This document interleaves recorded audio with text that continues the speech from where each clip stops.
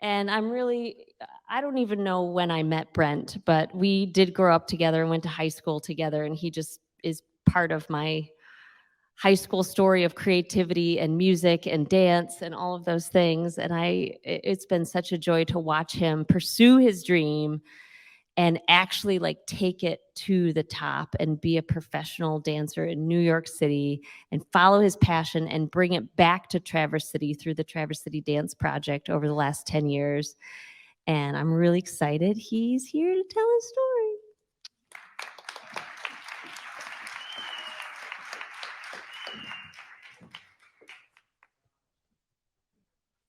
We met in 7th grade choir.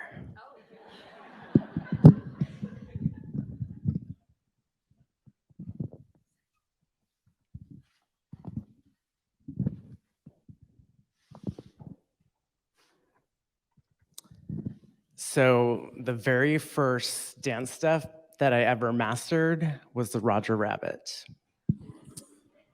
And it was about the same time that I learned swear words. So it was a lot of coordination and a lot of shit, damn, as a 9-year-old. Just a little fun fact to get started. So the first time I witnessed live dance on stage, my mom had taken me to a performance by a local dance school, and I was immediately in love with the art form. And from that moment on, I danced everywhere.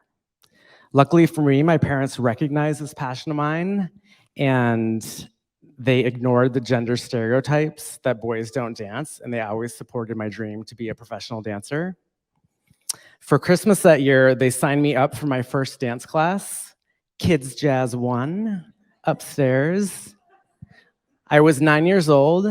The year was 1990, and let me tell you, 1990 was a good year to start dancing. A few of the top singles included Madonna Vogue, Janet Jackson Rhythm Nation, MC Hammer Can't Touch This, and my new idol, Paula Abdul. And my mom was so cool, she made me the MC Hammer pants in every color. So like, I was ready. So gone were the 3rd grade dreams of being a veterinarian. And I was going to be a backup dancer. I spent endless hours practicing and stretching and learning all the dance moves from MTV. And I'm pretty sure I was a living room hog for a while. My 1 class a week quickly turned into 5 days a week of intensive training. Around 11, I had reached a point in my training that I had to take ballet to advance to the next level. And I was very aware of the stereotypes about men in ballet, and I was nervous what people would think of me. But after some convincing, I signed up, and I hated it. It was boring and tedious, and I just wanted to be focusing on my debut music video. But as it turns out, ballet was my forte. And my backup dancer dreams turned into ballet dancer dreams, and Brishnikov was my new idol. I spent my summers at Blue Lake Fine Arts Camp, where I was surrounded by other dancers who were serious about pursuing this passion. There was bullying, and it was painful, but it never slowed me down. I had a really strong sense of self at a young age, and I had this passion and this unusual determination and purpose, and I had the support of amazing teachers, families, and friends. The many skills that I developed in my early dance training set me up for success in everything I've done in my life. Discipline, balance, posture, coordination, confidence, how to learn from failure, musicality, and most importantly, that being vulnerable is worth it, even when it's scary. Like RuPaul always says, get your kids in dance class immediately. So I graduated high school a semester early so I could focus on dance. And that summer, my best friend and I took a life-changing trip to Europe. And when in Spain, surrounded by all these beautiful men, I came out of the closet. And I'm currently dating a Spaniard. And he's watching. It's like 1 a.m. there, he's so tired. So for the first time, I was able to embrace who I was. And that fall, I started my first semester as a dance major at Western Michigan University, and I was an awful student. And I had some really great professors, and I loved the dance side of it, but the academics, I just didn't care at that moment. It just wasn't a good fit for me. And after a couple of years, I lost motivation and I dropped out. So what does one do when you drop out of college and you're feeling lost? Go live on your brother's couch in Key West and drink margaritas. So that lasted about 4 or 5 months, and the excitement of the island life quickly wore off, and my real situation set in that I was feeling stuck, confused. I didn't really know what my next steps were. And I didn't even know, for the first time in my life, I didn't know if I wanted to be a dancer anymore. And if I did, how would I get myself back to a level where I would be in good enough shape to audition? I hadn't been seriously training for about a year, but I figured it out. I got a job as a resident assistant at the Milwaukee Ballet summer camp, and I was able to get in shape while getting paid and room and board. So, and something unexpected happened next, and I was chosen to join the Milwaukee Ballet 2 company. So the second company is basically like an internship for a year. At the end of the year, they pick 1 or 2 dancers out of 12 that they maybe will hire into the company. This is like a pretty typical thing for ballet companies. It's like the level between being a student and a professional. And it's great because you're understudying all these roles and you're, for the first time, you're in this professional environment, but it's brutal because you have to do the worst roles. So, for example, in the Nutcracker, I was cast as Mother Ginger's legs. So like not even Mother Ginger, I was her legs. And if you've seen the Nutcracker, Mother Ginger is this really tall character and has this big dress, and all the kids come out from underneath. And a lot of most ballet companies, Mother Ginger's on stilts and like walks around, or she's being pushed. Milwaukee Ballet's version, they have Mother Ginger's legs, which was me hoisting up this heavy dancer, which is a man in drag, so it's heavier, and this heavy thing, and I'm walking around stage for like 8 minutes with kids running around, looking out a little like peephole, and like your bow is like you're covered during the bow, and you're like, this is awful. Anytime I hear the music, my back seizes. I'm like, ah. So we made $100 a week, no health insurance. So I also was working in a bar at night. So I was rehearsing all day, I was working all night, I was getting about 5 or 6 hours of sleep, which is fine when you're 19 and 20, I guess. But I was laser focused to get into the company, and I was determined to make them choose me. I went to the gym every day, and I was always the first one in the studio. And whenever I wasn't being utilized, I would take one of the professional dancers and be like, can you please help me with this step? And I just worked my ass off insanely.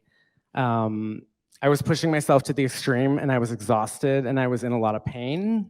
And like many people starting in a high intensity career, I was battling with the voices saying I wasn't good enough. You should quit. Don't embarrass yourself. But the hard work paid off. And by the end of the year, I didn't even recognize myself, and I was like a completely different dancer. And everyone kind of noticed it, and I noticed it. And it was a big moment because it was obvious that I was no longer a student. I had made it as a professional, not officially, but actually. So at the end of the season, I was the second company dancer who was chosen to be signed to get a contract. So, yeah, I signed. Thanks, Dad. So I signed my first contract. I have a real paycheck, and like every 2 weeks I'm looking at my paycheck like, oh my God, I'm getting paid to dance, like I'm getting paid. And I get rid of my bar job and I focus solely on dance. I get rid of my roommates and I moved downtown to my own studio. And when the Nutcracker casting went up that year, I was cast as Mother Ginger, not Mother Ginger's legs. So, and I always got my legs coffee and was like, do you need a massage or anything? Like, I know. So the next few years I'm in the company and I'm doing 50 or 60 shows a year. And it's just a dream. We have a full orchestra always. And like the dream for me, never really wore off from that point throughout my entire career. It was just always like goosebumps. And after 4 years with Milwaukee Ballet, I was ready for the next step in my life, and I needed to shake things up a little bit. And I had been spending summers in New York City, and I was just like, wait, is now the time to go? Is now the time to go? So I basically went against the advice of everyone. Everyone's like, this is a bad idea. Like, you have a great like union dance company job, but I wanted to go to New York City, and I really wanted to kind of get out of the Midwest. And without knowing a soul, I packed up 2 suitcases. Like typical story, I had $1,500 in the bank, and at the age of 26, I moved to New York City. And thank you. 2 significant things happened to me the first couple weeks there. The first one is that I met my very first friend, and I was her very first friend, and she had just moved there the same week, and her name is Jennifer McQuiston Lott. And in 2012, we formed the Traverse City Dance Project. So, which is a seasonal summer dance company that has a mission to produce and present professional works in Northern Michigan. We develop and support the work of dance artists, and we expand our reach to communities that don't have easy access to live theater. We wanted to create work for our friends who were laid off in the summer, and we really both wanted to kind of be in charge of our own artistic vision for the first time instead of always having someone tell us what to do. And I was really excited as well because I'm like, how do I spend my summers back in Traverse City? So this upcoming year will be our 10-year anniversary. And we're actually announcing our season tomorrow. So get your tickets anyway. So the other significant thing that happened to me my first week in New York, remember I went there without a job, is I ran into a choreographer who I had met in Portland, and he was choreographing on a company, and somebody got injured, and he was like, oh my gosh, are you free? There's like a show next week, could you do it? So I go in and meet the director, and I work the whole day, and I booked the job, and then I ended up dancing with that company for 10 years, on and off, and it was great. I went from like a 30-person company to an 8-person company, and I was like doing lead roles on the stages of New York City. It was like a very exciting time for me. Thank you. So just a couple highlights of my career that I'm proud of. I originated roles in over 50 new dance works over the course of my career. I danced with opera companies all over the country. One performance in particular, I was on stage with 100 opera singers singing towards me. It was like the most amazing thing ever. Actually, it was so amazing that I lost my cue. Like I didn't go on stage and I was late. I was just like, and I'm like, what am I doing? Like, get it together. So I overcame a severe ankle sprain that set me back about a year, physically, mentally, and emotionally. And financially. I performed on some of my dream stages and some of my dream roles, and over the course of my career in over 1,000 performances. Some were amazing, some I fell on my ass in front of thousands of people, but it happens. So in 2018, at the very, very old age of 36, I make the call to retire from dancing from the stage. I had a hip injury that just wasn't getting better, and I had felt like I was just kind of ready for the next steps in my life. And I think because I had set up the Traverse City Dance Project and I started choreographing at that point, it didn't feel like a huge loss. A lot of dancers, feels like, I think it's Martha Graham who said a dancer dies twice and the first time is the worst. Drama, but I was fine. And I kind of was ready to embrace the next part of my life. So I'm also a massage therapist, and that happened in 2010. I was like, I am sick of being a poor dancer. I was making it, but like just making it, so I enrolled at the Swedish Institute, which is the Harvard of massage schools. And after a year and a half of night school while I was dancing, I graduated.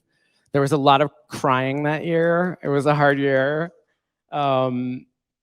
And one thing that kind of surprised me about massage is I was immediately good at it. And I had just come from this career that took 15 years and hours and blood, sweat, and tears and injuries. And I was like, oh, well, that was a lot easier than the other one. So over the course of the last 12 years, I basically have doubled my clientele every single year. And I've built up a pretty big practice. And I now have 2 contractors working for me, which is great. So my massage income also allowed me to fulfill another dream and buy a house in northern Michigan. And ready for this? I signed for it March 9th, 2020. And then promptly after, the world shut down, and I was like, oh, well, okay, I guess I'm not gonna work for a while. COVID and massage didn't go really well together. And it ended up being a great thing, and I spent the pandemic there and decided I was going to finish that degree because it always kind of bugged me. So at the age of 40, I finished my degree and graduated from Western Michigan with a Bachelor of the Arts. And then, time. So another good thing that happened during the pandemic, I love saying that, another good thing in the pandemic, there were some good things, right? Was that for the first time I was able to focus kind of solely on the dance project. I wasn't massaging. And after I graduated school, I had a chance to really kind of just focus on that. And our grant writer, Julie Hay, and I, we applied for some really big grants, and we got them. One was a state grant, and one was from Rotary Charities to fund a portable stage for the Traverse City Dance Project, which has been a game changer because now all of a sudden we can perform outside, and we're like a traveling circus now. So we go to all these other communities. So I've never taken it for granted that I discovered my passion early on and that I was able to turn it into a career and merge that into related careers in massage and running a nonprofit.